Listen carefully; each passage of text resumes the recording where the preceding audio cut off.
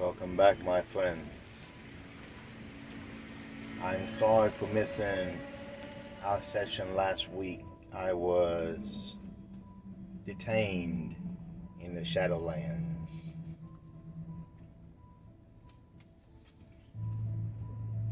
But tonight I have a special treat for you.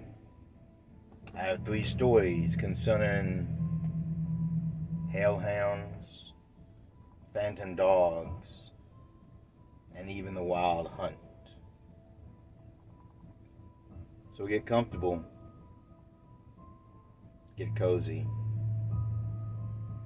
and listen while I tell you the tale of the witch's grave. We lived in a small and secluded town when I was younger. No theaters, arcades, or anything to really keep young people occupied. Most of us went hunting or fishing, unless we could speak to the elders about sneaking out some booze. The town was surrounded by a dense forest, some parts older than others. Everyone in the town heard about the witch's grave built in the old hollow.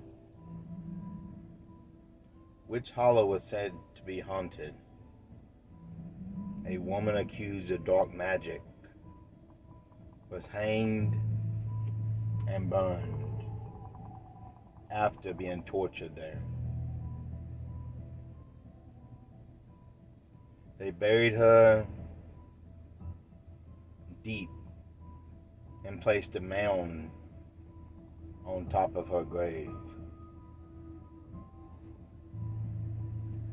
You can always tell where that section of the woods is because everything is dead. The plants had died immediately. No animal tracks were ever found there. To this day, there are no tracks in that area. It was like a poisoned soul poisoned the land around it, as if the entire section was cursed.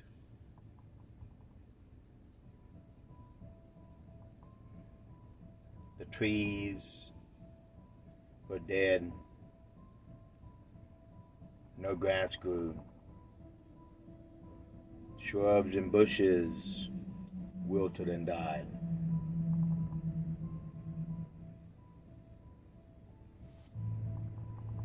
Generally, a really bad and creepy place to be. Being boys and adventurers that we were, me and my cousin decided to go there one day when we were fishing. The place smelled like decayed animal, rotten.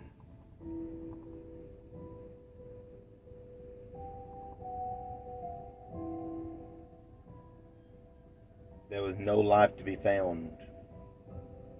As I said earlier, all the plants to this day are still dead.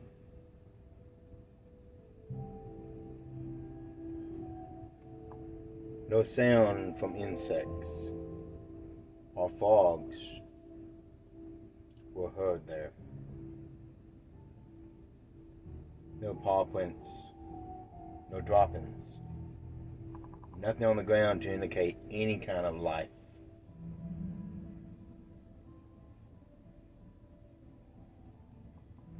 Not even an owl hooting in the distance.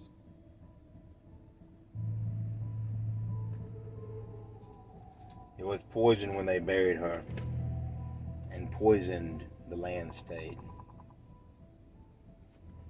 We crept into the area, looking for the grave.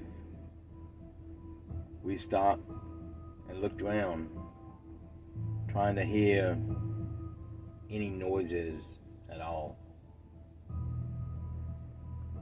The woods, of course, were silent. Yet we were not alone. We felt eyes upon us, which only added to the creepiness. After looking, we found the mound. It was covered in stones. It rose a few feet off the ground, so we had to climb up to it. Being curious, we started to move stones.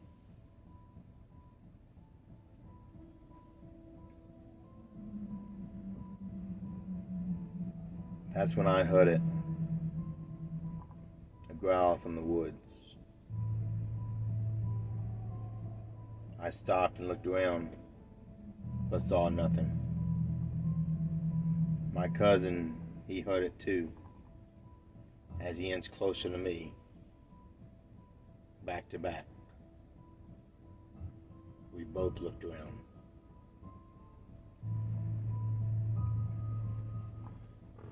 From those woods came a hound,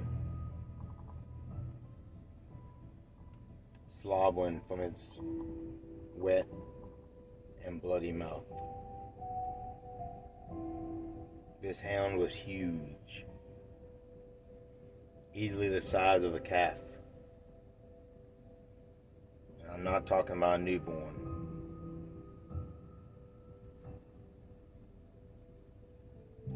The claws were soaked in blood, as was its muzzle. The fur brown and muddy, and those eyes black and bottomless. Two holes peering at you from its face.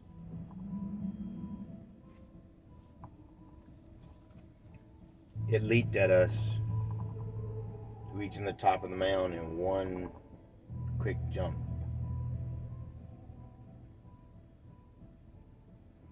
Stumbling, we leaped off the mound and started running.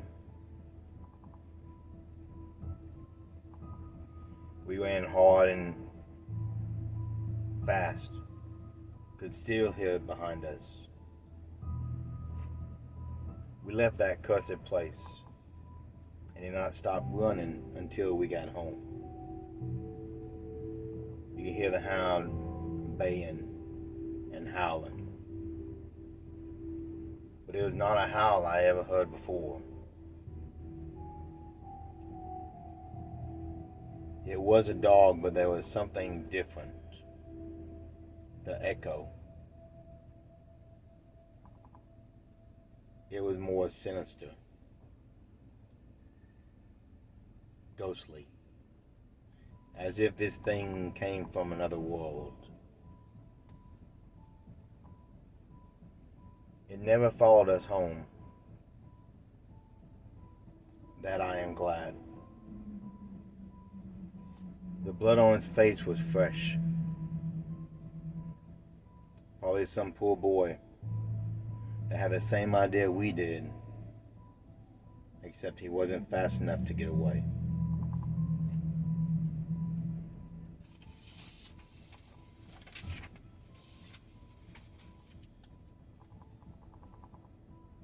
The dream. My nights I fear, sleep draws near. I fight the urge all day long, until sleep comes on strong. A few hours I get rest, then comes my test. In my dreams it comes near, creaking boards I hear. It enters my room, bringing me gloom, paralyzed and frozen in place. It comes into my personal space, trying to move to no avail. This has become my personal hell. It lays upon me and looks in my eye, telling me I'm about to die. His eyes are bombless pits. My fear is legit. His mouth opens, great canines bared. Of those bloody fangs, I am scared. I know this hound to be my death, the only rest I will truly get. One night it will not go away, and to the world I will say, farewell to the life I know, in the darkness I must go.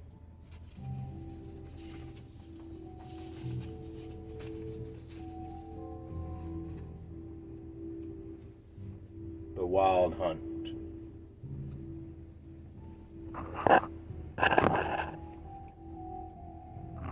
In ancient legends,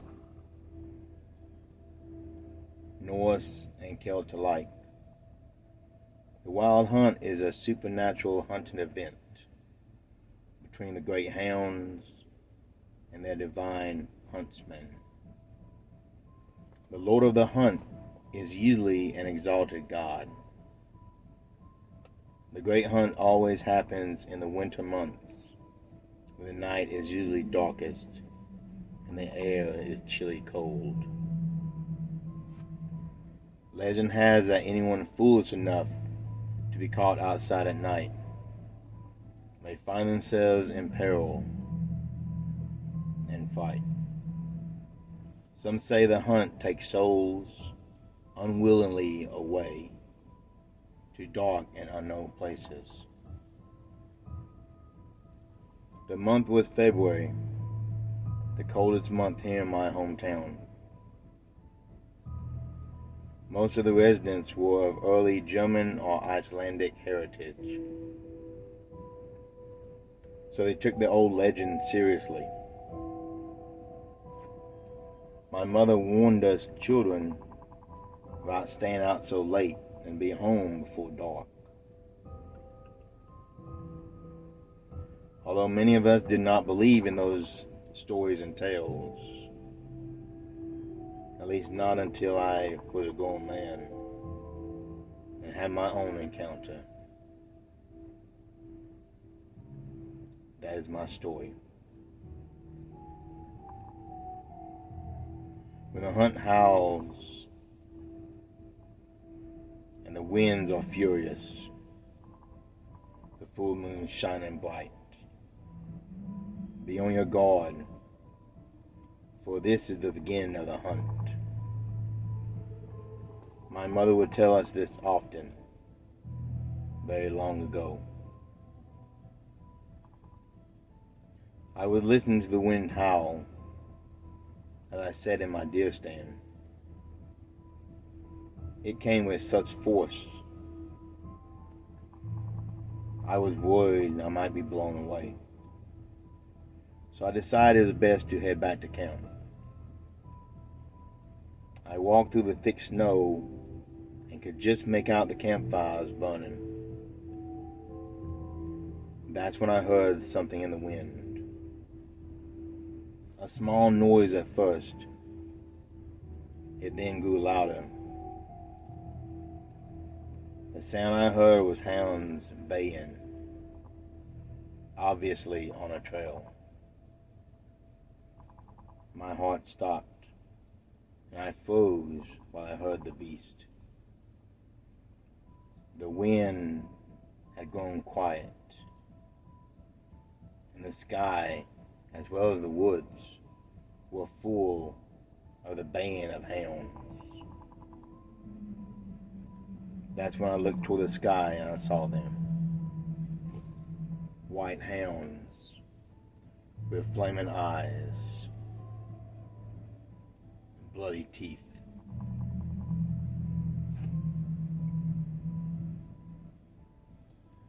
They barked and they drooled with the eyes of flame. They ran across the sky, feet pounding on invisible ground. Then I realized they saw me. I turned and ran as fast as I could through the white snow. I could hear them closer now as they landed on the ground, still running. They were fast and they were big, tearing through shrubs and small trees, snapping and barking. Those teeth would make short work of me. If I stopped to shoot, they would be on me in seconds. So I ran hard and fast, barely missing a limb in my path. I could see the white shapes running beside me in the darkness. They were flanking me. Soon they would close the trap, and I would be doomed. The camp saw me running towards them. A few hunters shot back into the woods. If they were hit, they did not slow down. Instead, they came faster and closer to me. Someone screamed in the woods to my left. Then shots were fired. The hounds were gone. They ran toward the sound. More screams, more shots being wasted. But it was too late for him. In the distance was a gallop of hooves, and a loud horn blew. If these were the hounds of the hunt, then the hunt master has arrived. I did not go that way. Instead, I ran hard toward my camp. Crossing into the light from the bonfires, my fellow hunters gathered near me. I told them my tale, and they offered me food and drink. That night, I offered a toast, as did all present, to the All-Father, Odin, the hunt master of the wild hunt. I do not know the victim that they found in the woods, but he saved me. If those hounds had found me, they would have torn me limb from limb.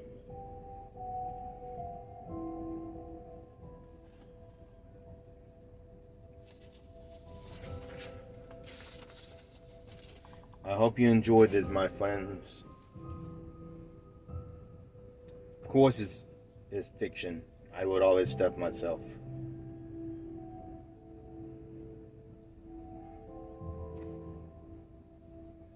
If you want to know about the wild hunt, it's easy to look it up. It's early Irish and Scottish mythology, even some Icelandic and Norse mythology in there too. The hunt master is always different, but the hunt's still the same. That's one of the reasons why our ancestors would gather around bonfires at night, not only to stay warm, but the fires would keep the hunters away.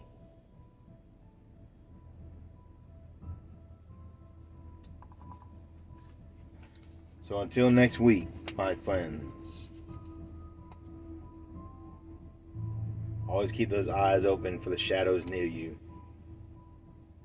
And if you want to hear about a monster or a story, just drop me a line. Until next time, beware of the Shadowlands.